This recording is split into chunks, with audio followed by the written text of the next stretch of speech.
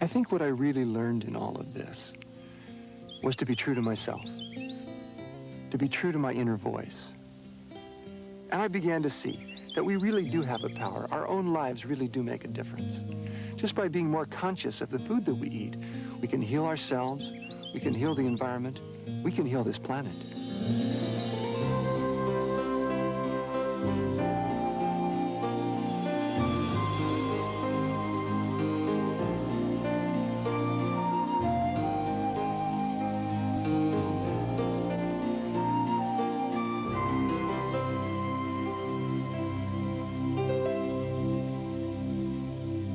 Ladies and gentlemen, John Robbins.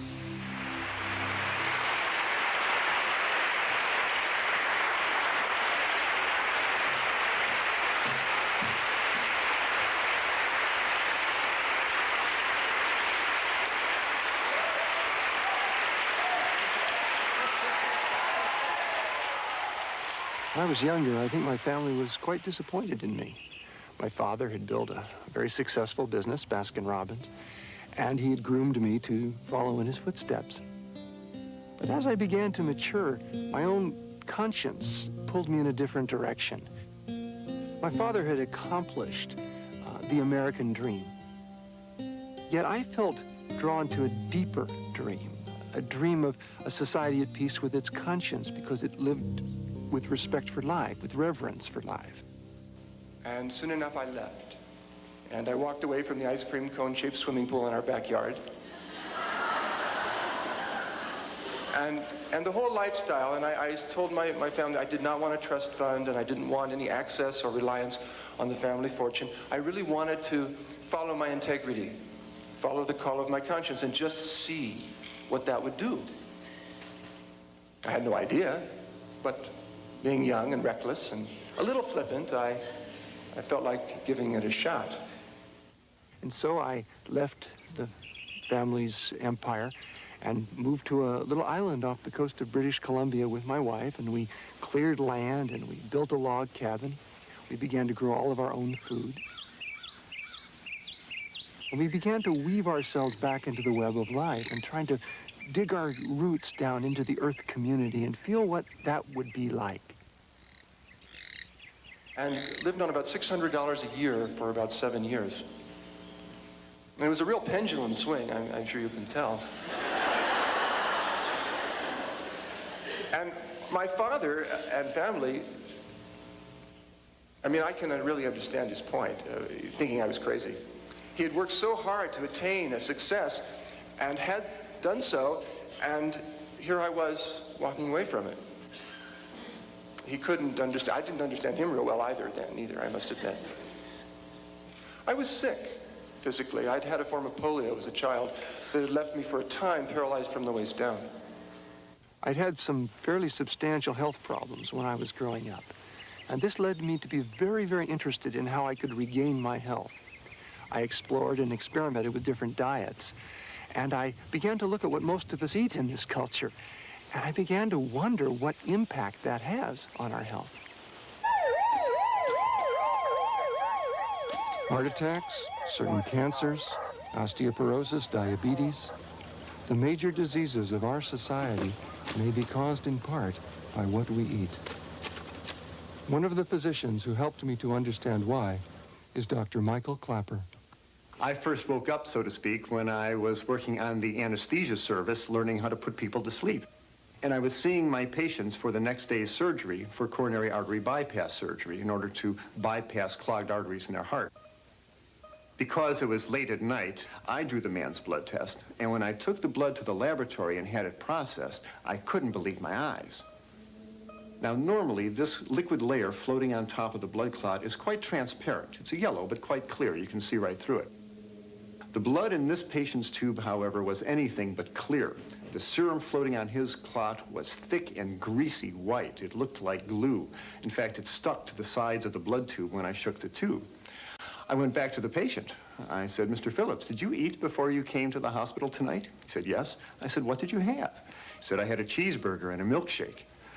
And when he said that, I realized that what I was looking at in his tube was all the fat in the beef burger, all the butter fat in the cheese, and the butter fat in the ice cream and in the milkshake.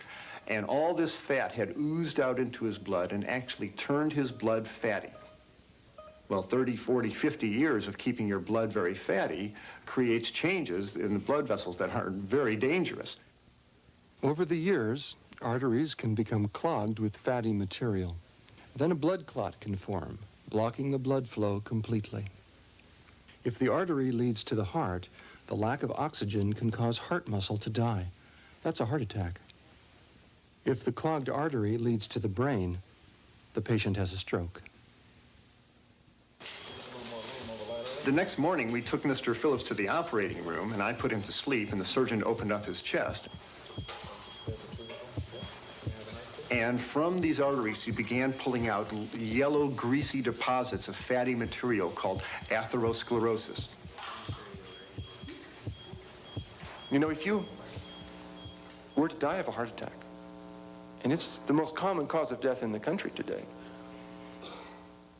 you might have an autopsy performed. It's a fairly common procedure. It used to be more common, but it's still done many, many times. What would happen is your body would be laid out on the autopsy table.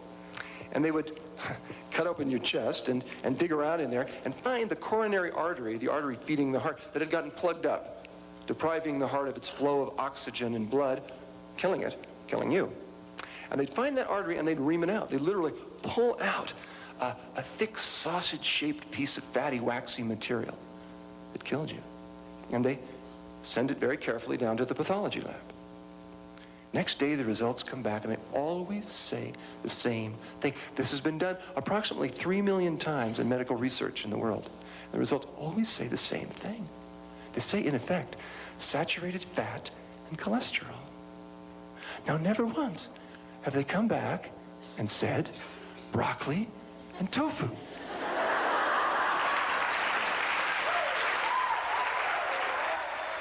When I saw all the fat in that patient's blood, I began to think about my own blood. I had done most of my growing up on a dairy farm in Wisconsin, and I was eating large amounts of meats and cheese, and I realized that I, too, had a risk rate of 50% for clogging up my arteries and causing a heart attack or stroke. A high-fat diet is also among the factors suspected in certain types of cancer. Dr. John McDougall. Well, the first clue that we got on breast cancer and diet was when people looked around the world and they found in different countries they had different rates of breast cancer. For example, in Japan, the risk of breast cancer among their women is very low, whereas in the United States it's many, many times higher, in fact about 6 times as high. In countries where people eat less fat, the rates for breast cancer are low. The more fat people eat, the higher the rate for breast cancer. That could be a coincidence, or it could be a clue. One of the most comprehensive studies in world medical history on diet and disease is being conducted in China under the direction of Dr. Colin Campbell of Cornell University. The study is, in fact, quite unique when compared to other studies in the past, in the sense that we measured so many different kinds of things. As I mentioned, we measured 367 items of information that are subsequently being published that were data that we're happy with. And so in that sense, it's perhaps one of the largest studies that has ever been conducted on the causes of disease. And so it was an ideal opportunity to go to China to have a look at what people are doing in these different regions that are so unique to cause them to get cancers in some places and not in others. And so this survey, which was, of course, very large, it included a total of 100 adults in each of the 65 counties, or a total of 6,500 people.